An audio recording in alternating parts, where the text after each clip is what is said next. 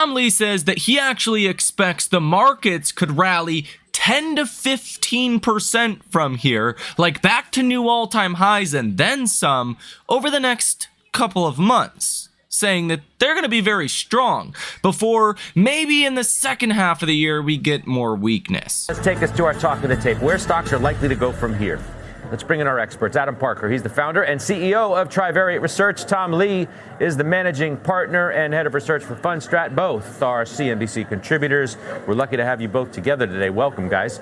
All right, Adam, just give me your assessment as you watch what is a increasingly headline-driven market. Yeah, I mean, look, as you know, we think it's going to be choppy. I'm still optimistic that on the other side of this, we could get back toward, revenue growth and beneficiaries on the AI front with productivity and margin. So the call we've had is choppy here in the first few months. Then once the management teams understand what the policy backdrop is, they can, deploy productively capital. So I choppy first half, and then we probably get a resumption of pretty good growth. Tom, you've tried to remain pretty optimistic through all of this. Are you still? Yeah, I am optimistic. I can understand why investors are sitting on their hands. They don't really know how severe these tariffs are going to be, how long they are, but now we're seeing a big price correction, a decline in sentiment, and then something like today, we got a bad ADP jobs report, and the market's actually up, so we're actually rising on bad news, which is a good sign that a lot of bad news is priced in. But do you agree with Adam that the first half of the year is likely to be a little more choppy, and that you can get through some of these issues here regarding trade, and then you look down the road to tax policy and think that, okay, well, that's going to usher in a better back half of the year? In fact, what's just happened in the last tax policy, excuse me. Yeah, what happened in the last 6 weeks is essentially a bear market that has swept through sentiment and positioning, right? Because if you look at hedge fund positioning, it's gone almost neutral, and a huge correction in momentum. So I think it's very possible that March, April, May could actually be like one of these huge rally months where we're rallying 10, 15%. Even in March. As we're sitting here, we're going to be driven, obviously, by more tariff headlines. We do have to consider the fact that earnings could take a hit. Do we need to reassess that? Look, I think if stagflation were a stock, it's up off the low. That's why the market has been choppy. People are worried about, a slowing economy, Walmart, consumer confidence, retail sales looking a little light. At the same time, they're worried about, higher prices. I don't think that's ultimately what's going to happen. So you'd be short that stock?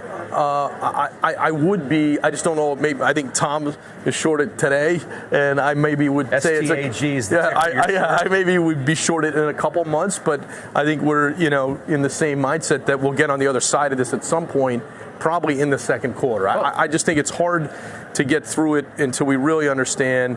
If you're the CEO of a company that's a big company and you've got facilities and customers in Canada and Mexico and China, et cetera, I just think you're a little bit, I like his phrase, sitting on your hands a little till you understand a little bit more about how to most productively deploy capital. I think that usually takes probably through April earnings and guidance, and then I'd probably kind of be more optimistic that we have a certain path. So we're in the close enough for, government work, if that's a thing. Well, you might be losing. Yeah, exactly. We might get dosed. I don't know if that's so bullish for you. I'll take you too. It's one thing for CEOs to be a little skittish, be a little more cautious. That's what they get paid to do. Investors often have to place their bets before something takes place. Is this a buy, this unsettled market that we've witnessed recently? Yes, in my mind, we put out a piece yesterday just talking about the 10 best days that happen every year. Last year, for instance, the 10 best days added up to 21 percentage points of the S&P. X those 10 days, the market was only up 4%. So, you don't get 20% years because it's good through the year. It's just the 10 best days. I think the setup for a 10 best day is near because if the economy's near stall speed, I think people realize the Trump put does come back because otherwise, it has to unwind all this austerity. And if the job market's soft, the Fed put comes back into play because the Fed doesn't want to play with stall speed. And I think that's what is going to be the positive catalyst in the next couple of weeks. And on top of that, we already know stocks will bottom before bad news peaks. And so if we're seeing the market not fade on bad news, that means we're already priced in a lot of things that would scare us. Now, at the time of recording this video, around 7 p.m. Eastern Standard Time, NASDAQ futures are down about 1/3%, oil's up 1/4%, S&P's down about 1/10%, 10-year Treasury yields are up 3 basis points in futures trading, sitting at about 4.3%. I feel like this is a difficult market. You're not alone. I also think this is one of the most, if not the most, difficult market environments that I have ever seen before. And I've been investing in markets since 2017.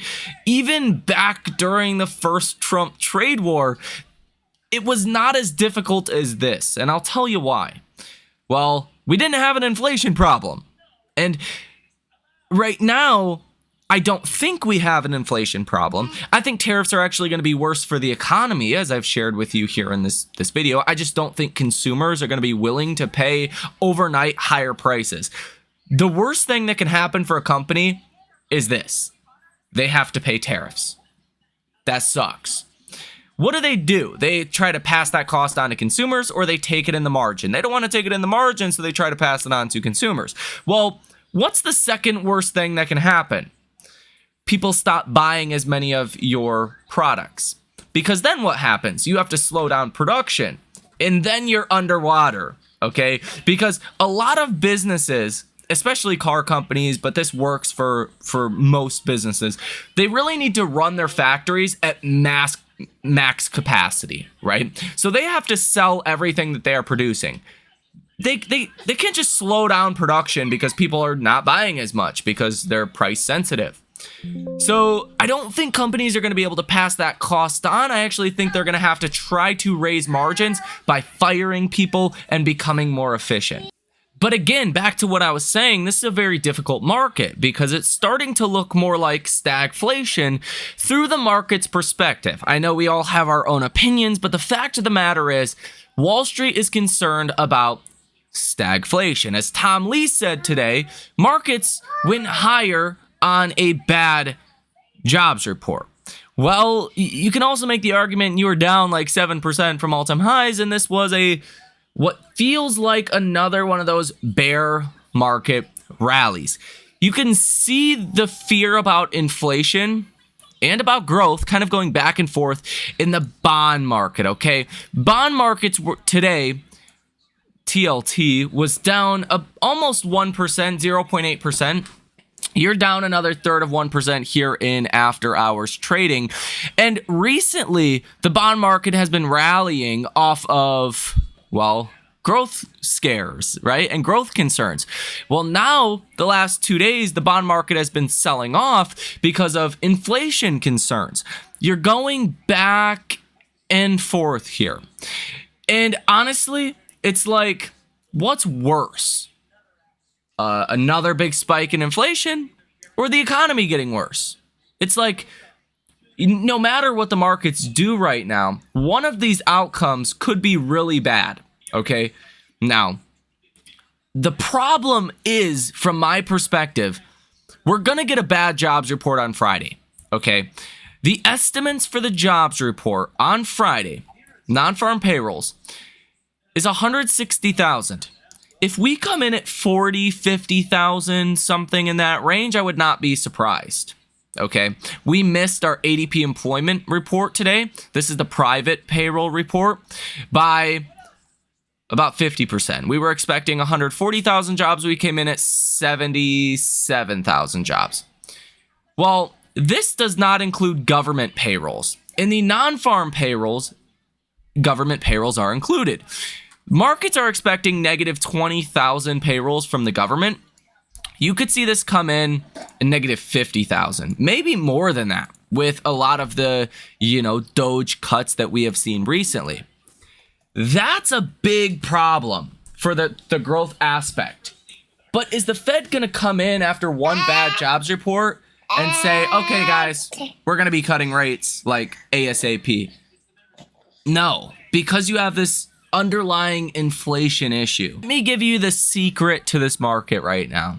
From my perspective, markets will bottom and start to move higher when either inflation concerns go away, which is going to take some time, or economic growth concerns go away.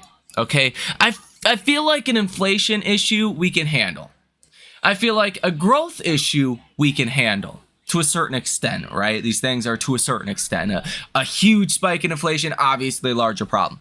A big crash in the economy, obviously a larger problem. But a moderate issue with just one of these things at one time, not the end of the world for the markets. But both of these things being an issue is a major problem.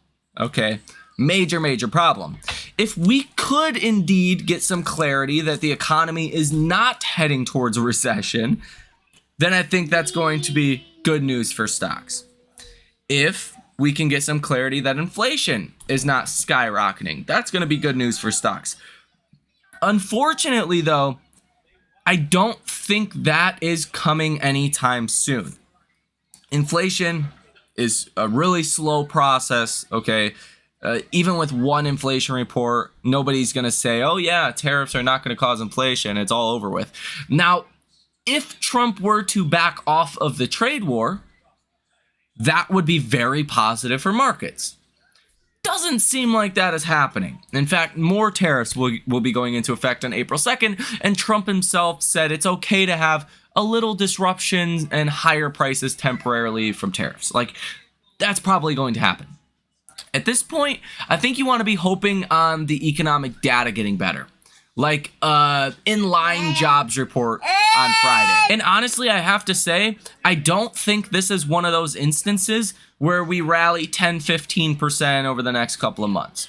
I don't think Tom Lee's prediction will be correct here. Now, again, I could be wrong. I just think there is way too much uncertainty, and these two issues, inflation and growth, that are really not going to go away anytime soon. Okay? Even, I mean, they feed into each other to a certain extent. If we have a 300,000 jobs report on Friday, people are going to get really concerned about that inflation issue. Okay? If we have a negative jobs report on Friday, people are going to be really concerned about growth, but they're also going to be concerned still about inflation. And in that case, the Fed not able to really accommodate markets because of the inflation issue. It almost feels like you need to see growth get really bad in order for the Fed to get ahead of any tariff inflation and to react to it. And I think that's what the markets really want right now. So unfortunately, I think it's a really tough dynamic we are in for markets. Now, we've gotten pretty close to your 200-day moving average on the SPY, currently sitting at about 569. I think tactically speaking, a bounce here makes sense. Bad news is, with today's reversal from the lows, really the lows of yesterday, you've already bounced about 2%. Like, you've kind of already bounced. Could set you up for another move lower, in my opinion, coming here probably by the end of this week. Now, ultimately, you may come down to this 300-day moving average, which we honestly haven't tested that since March of 2023. Your 300-day moving average is at 544. The bigger issue would be is if we don't hold support there, either inflation ramps up or growth deteriorates with an inflation issue, then you could be testing your 500-day moving average, potentially your 700-day moving average if things got really, really bad. And we have not been there since October of 2023. I guess that's kind of when you tested your 300-day moving average as well. Technically didn't touch it though. So unfortunately, I don't like the setup for markets. You know, I don't think a 5% peak to trough pullback is enough if we do see some material rise in inflation or more fears about growth. Now, if Trump comes out tomorrow and says, "Yep, only 15% tariff on Canada and Mexico. We're going to keep the 20% on China," that would not be the worst outcome. Okay, there would still be some inflation concerns, but they're gonna die down at least a little bit. And I guess you're seeing some pretty weird things happening globally. You could see today the announced German spending plans caused the treasury yields on the 30-year bond in Germany to rise the most they have ever risen in a single day since 1998. The 10-year bond climbed 17 basis points, and I believe the 30-year bond climbed like 30 basis points. Absolutely insane. But the German stock market also soared. The DAX went up over 3%, taking gains to 16% in the new year. Wow, I mean, that's what's going on. And then you have news coming out here right now that Japan's 10-year yield increased to 1.5% for the initial time since 2009. So what's actually interesting, when these yields are rising, US yields are rising for the past 2 days, Japan, Germany, it's actually investors selling the bonds. So there could be a little bit of a liquidity issue out there, but that could take some time to play out. So I think for this market, really, Trump holds the cards.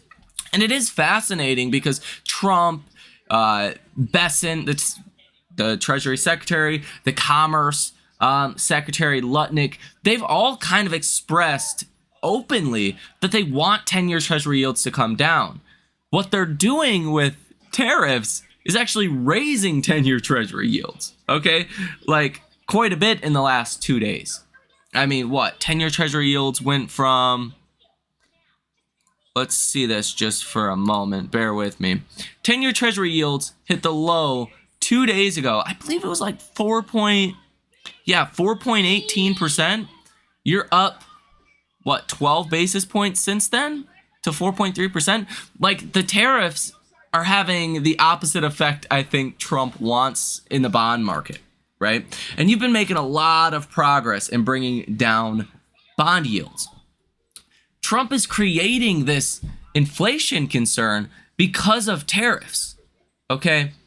Now, whether you agree with tariffs or not, ideally, you wouldn't implement these tariffs until inflation was no longer a problem, okay? Let the markets focus on bad growth. Let the Fed accommodate the markets, bring down 10-year Treasury yields that way. Seems like the much more obvious solution to me.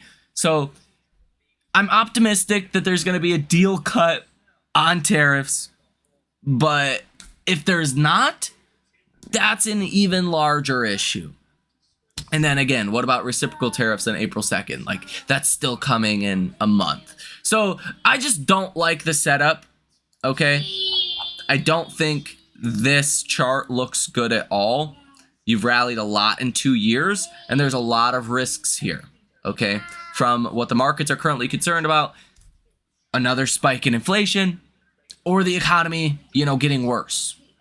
I mean, either which one of those, I don't think is accurately priced in with a 5% peak to trough decline. Now, some areas, like Tesla, down 40+% from all-time highs. Okay, that's pricing in, I think, more of that recession risk, more of that higher for longer risk.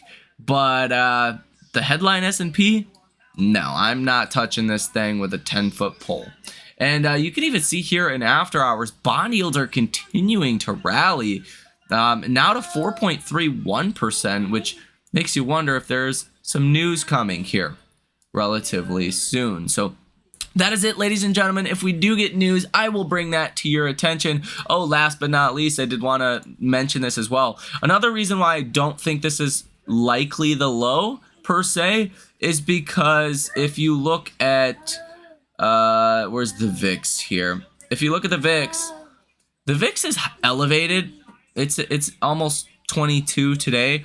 It did hit 23.51 at one point today.